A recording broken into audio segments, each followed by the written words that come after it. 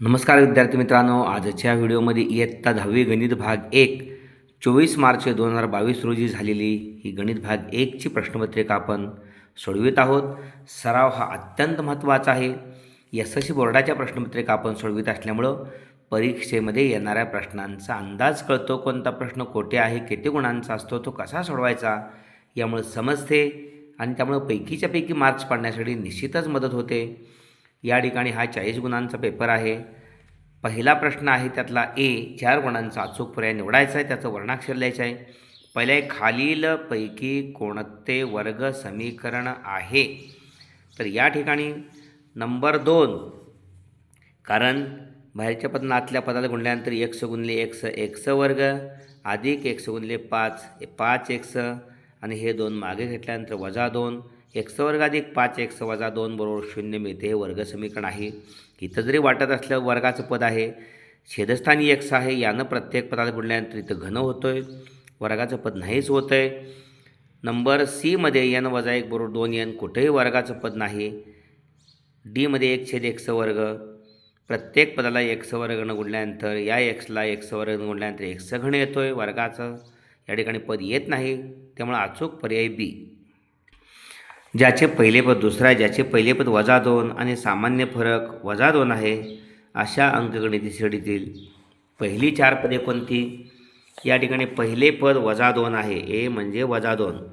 दुसरे पद आहे त्याच्यामध्ये हे पहिलं पद, दुसरं पद वजा 2मध्ये सामान्य फरक पण वजा 2 मिळवायचा, वजा 2 वजा 2 वजा 4. तिसरं पद या वजा 4 दुसऱ्या पदामध्ये सामान्य फरक मिळवायचा वजा 6. चौथं पद तिसऱ्या वजा 6मध्ये सामान्य फरक मिळवायचा वजा 8. वजा 2 वजा 4 वजा 6 वजा 8, वजा 2 वजा 4 वजा 6 वजा 8.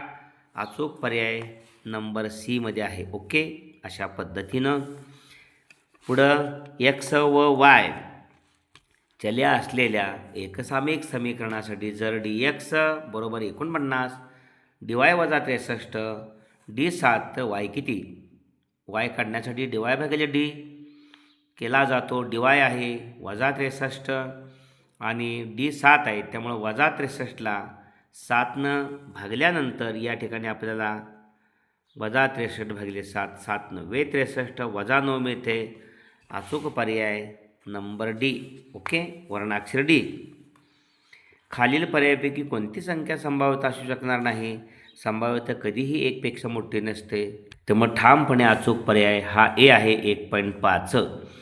2ला 3नं भागला आपण तर 0.6 येतो आहे, 1पेक्षा लहान. 15 भागिले 100, 15ला 100नं भागलं तर पहिल्यांदा 0 येतो आहे, 0.7 ही 1पेक्षा कमी आहे. फक्त 1पेक्षा जास्त ए, अचूक पर्याय ए. हा 4 गुणांचा झाल्यानंतर प्रश्न पहिल्यातला बी 4 गुणांचा आहे. खालील प्रश्न सोडवा. 4x अधिक 5y बरोबर 19चा आलेख काढण्यासाठी x बरोबर 1 असताना yची किंमत काढा. 4x अधिक 5y, 4x अधिक 5y बरोबर 19. xची किंमत 1 ठेवल्यानंतर 4 1 4 अधिक 5y बरोबर 19. 5y बरोबर 4 1 4, 19मधून पलीकडे गेले 4 वजा 4 झाले. 5y बरोबर 15, y बरोबर 3, yची किंमत 3. ओके, अशा पद्धतीनं 2m वर्ग वजा 5m बरोबर 0 या वर्ग समीकरणाचे मूळ 2 आहे की नाही ते ठरवा. 2m वर्ग वजा 5m बरोबर 0. 2m वर्ग वजा 5m बरोबर 0. एक मूळ 2 आहे म्हणजे एमची किंमत 2 ठेवून दोन्ही बाजू बरोबर येतात का पाहायचं आहे. 2 गुणिले 2चा वर्ग वजा 5 गुणिले 2 बरोबर 0. 2 गुणिले 2चा वर्ग म्हणून चिन्ह करा. 4 वजा 5 दुनी 10 बरोबर 0. वजा 5 गुणिले 2 वजा 10, 4 दुनी 8. ओके, 2चा वर्ग 4 दुनी 8 वजा 10 बरोबर 0, वजा 2 बरोबर 0. ओके, अशा पद्धतीनं दोन्ही बाजू बरोबर नाही तर बरोबर -2 इज नॉट इक्वल टू 0, म्हणून m बरोबर 2 हे या वर्ग समीकरणाचे मूळ नाही. ओके, पुढचा प्रश्न, जर अंकगणितीय श्रेणीत पहिले पद 6 आहे, सामान्य फरक -3 आहे, तर तिचे दुसरे पद काढा. पहिले पद 6, ए बरोबर 6 आहे पहिले पद. डी बरोबर सामान्य फरक आहे -3.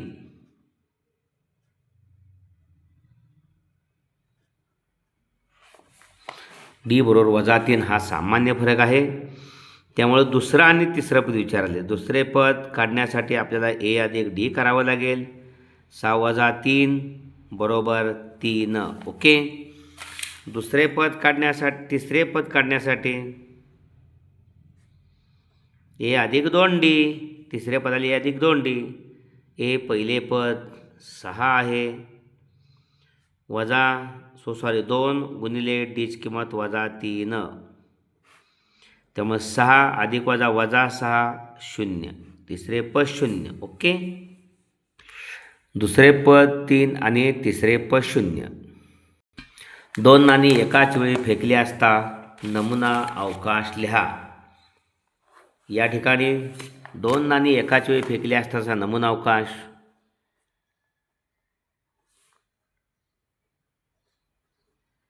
एकाच वेळी फेकले असता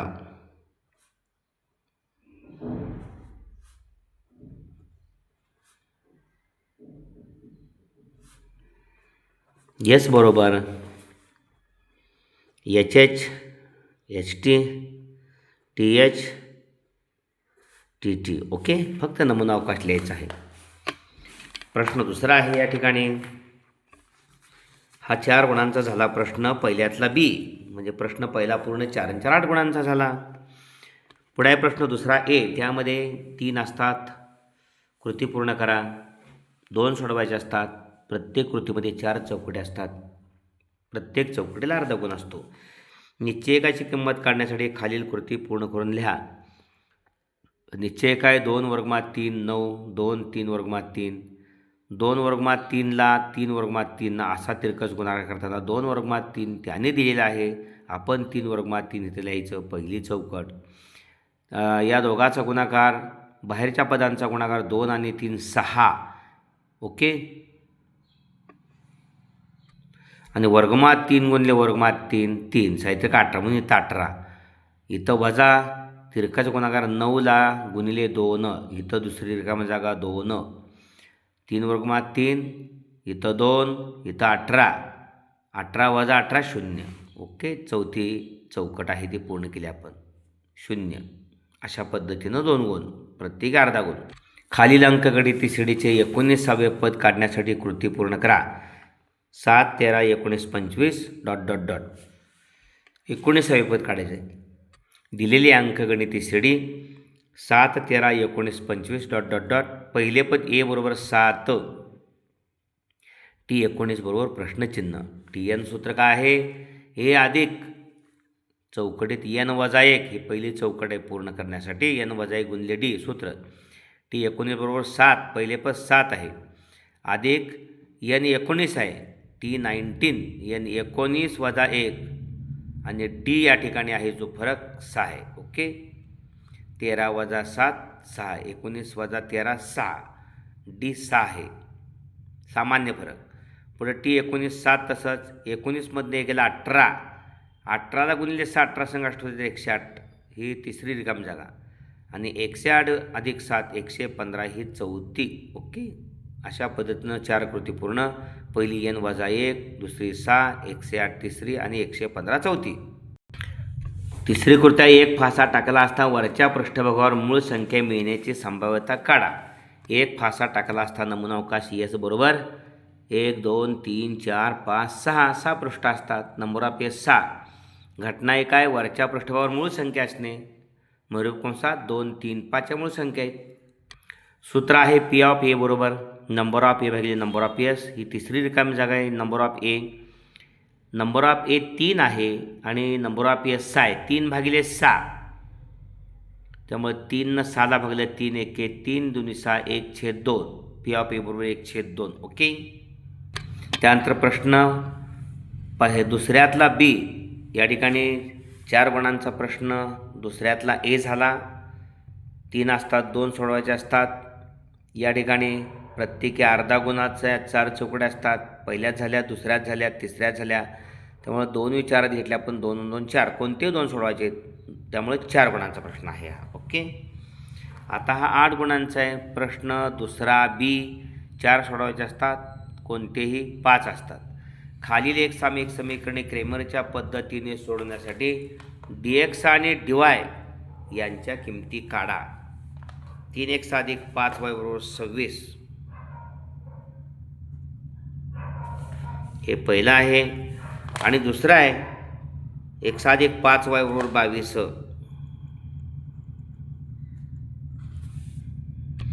डी काढताना या ठिकाणी dx आणि dy फक्त काढायचे. dx आणि dy यांच्या किमती काढायच्या. dx काढताना स्थिर पद आणि yचा सगुणक 26 5 22 5. त्यामुळे 26 गुणिले 5चा गुणाकार अगोदर वजा 22 गुणिले 5चा नंतर. 26 पंचे 130 वजा 110 बरोबर 20 हा dx मिळाला. ओके. आणि dy काढायचा आहे. dy काढताना xचा सगुणक आणि स्थिर पद 3 26 1 22. 3 26 आणि 1 22. ओके. 22 3 गुणिले 22चा गुणाकार. या गुणाकारातून 26 गुणिले 1चा गुणाकार वजा करायचा. 22 त्रिक 66 वजा 26 बरोबर 40. ओके. हा dy. दुसरा आहे एका खोक्यात 5 लाल 8 निळे पेन आणि 3 हिरवे पेन आहेत. 8 लाल पेन 8 निळे पेन 3 हिरवे पेन आहेत. यादृच्छिक पद्धतीने ऋतुजाला एक पेन काढायचे आहे, तर काढलेले पेन निळे असण्याची संभाव्यता काढा. या ठिकाणी नमुना अवकाश जो आहे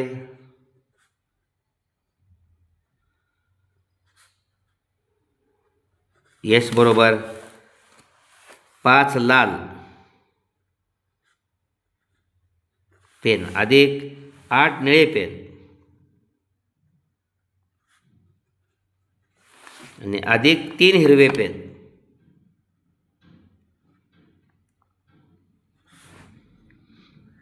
नंबर ऑफ यस बरोबर 8 आणि 5 13 आणि 3 16. ओके. नंबर ऑफ यस बरोबर 16. 5 लाल पेन 8 निळे पेन 8 आणि 5 13 आणि 3 हिरवे पेन. नंबर ऑफ यस बरोबर 16. पुढे विचारलेलं आहे यादृच्छिक पद्धतीने ऋतुजाला एक पेन काढायचे आहे, तर काढलेले पेन निळे असण्याची संभाव्यता काढा.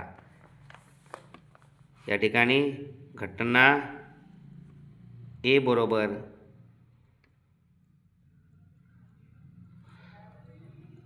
काढलेले पेन निळे असणे. नंबर ऑफ ए निळे पेन किती आहेत 8. त्यामुळे पी ऑफ ए बरोबर नंबर ऑफ ए भागिले नंबर ऑफ एस 8 भागिले 16. त्यामुळे पी ऑफ ए बरोबर 16 नंबर ऑफ एस आहे ना. 8 1 8 8 2 16. ओके. काढलेले पेन निळे असण्याची संभाव्यता 1/2 आहे. पुढचा प्रश्न आहे पहिल्या n सम नैसर्गिक संख्यांची बेरीज करा. या ठिकाणी पहिले जे पद आहे पहिले पद T1 बरोबर 2 समसंख्या आहेत. आणि या ठिकाणी शेवटचे जे पद आहे शेवटचे पद म्हणजे ते 2n आहे. ओके. म्हणजे Tn आहे. तो शेवटचे पद Tn 2च्या पटीत आहे म्हणून. त्यामुळे Sn बरोबर पहिल्या n समनैसर्गिक संख्यांची बेरीज काढायची आहे. Sn बरोबर या ठिकाणी n भागिले 2 T1 अधिक Tn. Sn बरोबर n भागिले 2. पहिलं पद Tn 2 आहे अधिक शेवटचे पद 2n आहे. ओके. अशा पद्धतीनं गुणूयात. n भागिले 2 गुणिले 2 ह्या पहिल्या पदानं पहिल्याला गुणलं अधिक n भागिले 2 गुणिले 2n. 2ला 2 गेले n आलं. इथं पण 2ला 2 गेले n अधिक n गुणिले n वर्ग. n सामायिक काढला. n कंसात 1 अधिक यन म्हणजेच यन कंसात यन अधिक एक. ओके, अशा पद्धतीने पहिल्या यन सम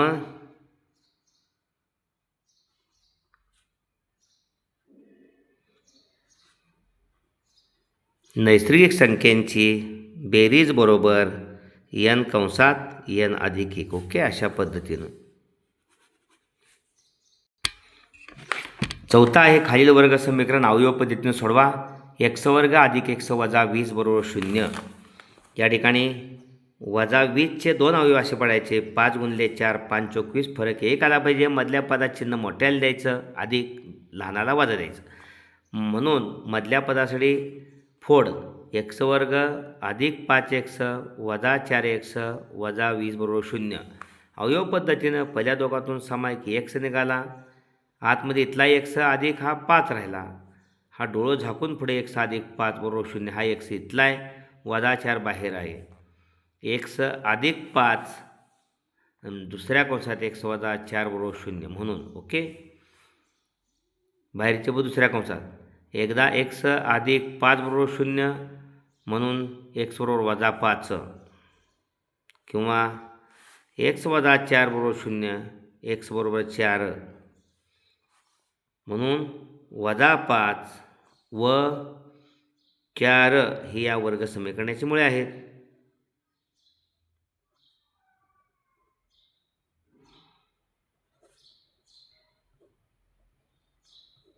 ही या वर्ग समीकरणाची मुळे आहेत. ओके, अक्षर जरा समजावून घ्या कृपया. ओके, भाषा अतिशय सोपी वापरतोय. पुढं खालील एक सामायिक समीकरणासाठी एक्स अधिक वाय व एक्स वजा वायच्या किमती काढा. 49x वजा 57y बरोबर 172. 49x वजा 57y बरोबर 172 हे पहिलं आहे. दुसरं 57x वजा 49y बरोबर 252 हे दुसरं. तिरकस सगुण सारखे आहेत म्हणून एकदा बेरीज एकदा वजाबाकी करायची. एक्स अधिक वायची किंमत काढायची. एकदा बेरीज समीकरण 1 व 2 मिळवायचे. या ठिकाणी 49x वजा 57y बरोबर 172 आणि 57x वजा 49y बरोबर 252 मिळवत असताना 2 2 4 7 आणि 5 12 2 1 3 1 4 9 आणि 7 16 6 1 5 आणि 4 9 1 10 वजा चिन्ह वजा वजांची बेरीज वजा 57 आणि 49 वजा 106y 7 आणि 9 16 106x 106x वजा 106y बरोबर 424. प्रत्येक पदाला 106 भागलं त्यामुळे 106ची चौपट 424 आहे. त्यामुळे एक्स वजा वायची किंमत 4 आलेली आहे. ओके, अशा पद्धतीनं. त्यानंतर आता समीकरण 1 मधून 2 वजा करू. एकदा बेरीज केली एक्स वजा वायची किंमत काढली. समीकरण 1 म्हणून 2 वजा करू. 49x वजा 57y बरोबर 172. 57x वजा 49y बरोबर 252. वजा करताना चिन्ह बदलायची. हे वजा जर समीकरण 2 मधून लिहिलं मोठी संख्या खाली 2 म्हणून 1 वजा करू. ओके, बदल करूया. 57x वजा 49y बरोबर 252 आणि 49x वजा 49y बरोबर 172 वजा करताना दुसऱ्या हे कॅन्सल केलं. समीकरण 2 मध्ये हे मोठं आहे पद 252.